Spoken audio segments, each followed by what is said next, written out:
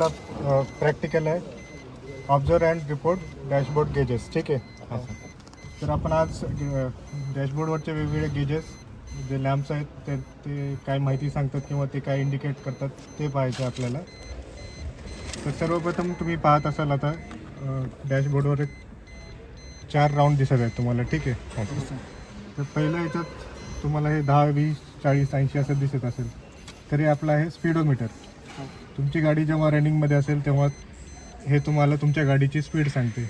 KM per hour म्हणजे kilometre पर आवर्समध्ये सांगते. ठीक आहे. या साईडला दिसत असेल तुम्हाला किलोमीटर पर आवर्समध्ये सांगते. ठीक आहे. या साईडला दिसत असेल तुम्हाला RPM म्हणून लिहिलेलं आहे. ठीक आहे. तरी तुमच्या इंजिनचं RPM सांगत आहे. 0, 1, 2, 3, 4 जे आहे त्याला मल्टिप्लाय बाय 1000 करायचं म्हणजे तेवढं RPM आहे तुमच्या इंजिनचं. या कोपऱ्यात तुम्ही पाहत असाल ENF लिहिलेलं आहे म्हणजे हे फ्यूल गेज आहे. MT आहे की फुल आहे ते सांगते तुम्हाला. ठीक आहे. आणि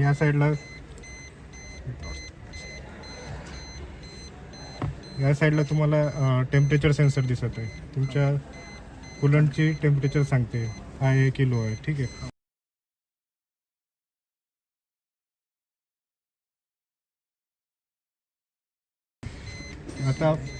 आता एक लाईट दिसत आहे सर्वांना तुम्हाला. आपले दरवाजे उघडे आहे म्हणून डोर ओपनचा लाईट दाखवतोय. ठीक आहे. जेव्हा आपण सर्व दरवाजे बंद करू तेव्हा तो लाईट बंद होईल.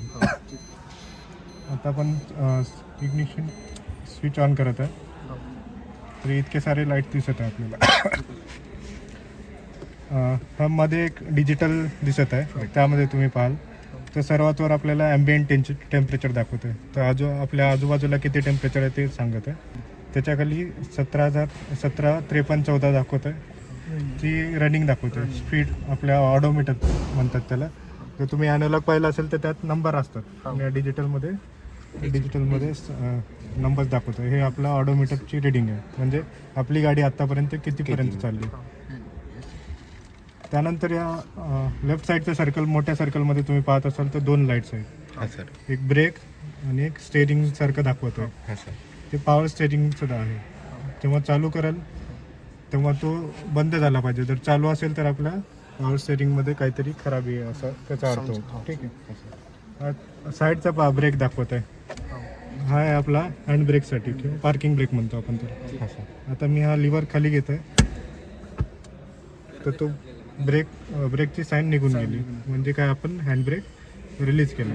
जेव्हा आपण हँड ब्रेक लावू तेव्हा रेड साईन दाखवतो. त्यानंतर आपण या राईट साईडच्या मोठ्या सर्कलमध्ये 2 सिम्बॉल दाखवतोय पहा. एक आपल्या ऑइल कॅन सारखी दाखवत आहे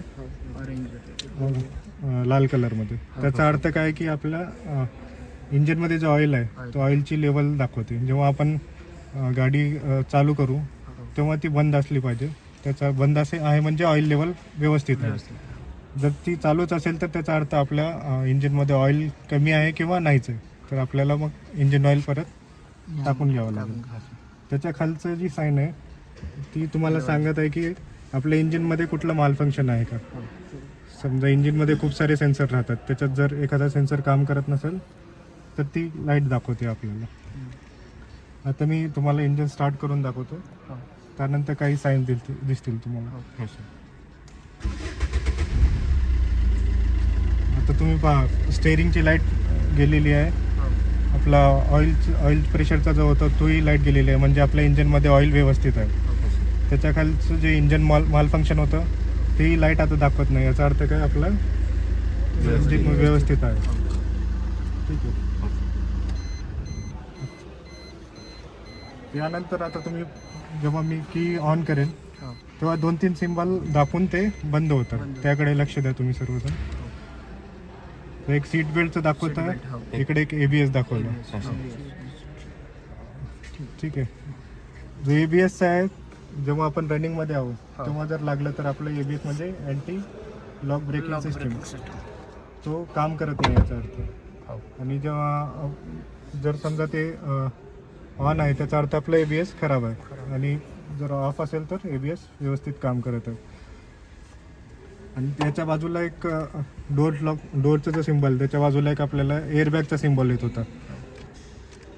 तो जर ऑन नसेल तर आपलं जेव्हा आपण की जस्ट स्टार्ट करत आहे तेव्हा तो दाखवत आहे, त्याचा अर्थ तुमचं एअरबॅग ॲक्टिव्ह आहे. जर समजा आपली गाडी कुठे डॅश मारली तर एअरबॅग आपलं काम करेल ते दाखवत आहे ते. ठीक आहे, तर हे आपले ओव्हरऑल हे लाईट्स लॅम्पची माहिती झाली. यानंतर आपण आता टर्न सिग्नल पाहूया. मी राईट टर्नचा दाखवला तर हे ॲरो दाखवत आहे का राईट साईडला, याचा अर्थ काय, जेव्हा आपल्याला गाडी राईटला वळवायची आहे तेव्हा आपण टर्न सिग्नल राईटचा दाखवू, तेव्हा हे लागेल.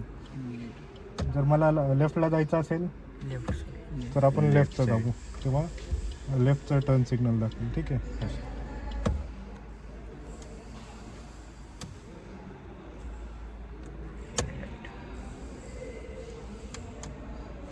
त्यानंतर या डोर लॉकच्या वरती एक पासचा सिम्बॉल आहे. जेव्हा आपण पास मारू, जेव्हा आपल्याला रात्रीच्या वेळेस ओव्हरटेक करायचं किंवा समोरच्या गाडीला सांगायचं की मला अगोदर ओव्हरटेक करायचं, तेव्हा आपण पास मारतो किंवा अप्पर देतो त्याला. ठीक आहे, तर तो सिम्बॉल तिथं दाखवतो.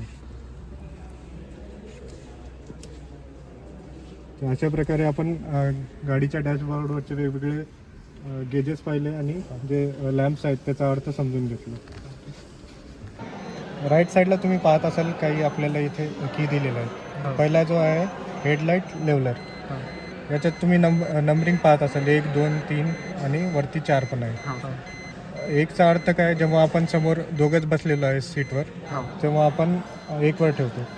जेव्हा आपल्या गाडीत समोर 2 आणि मागे 2 बसलेले आहेत तेव्हा आपण हे लेवल 2 वर ठेवतो.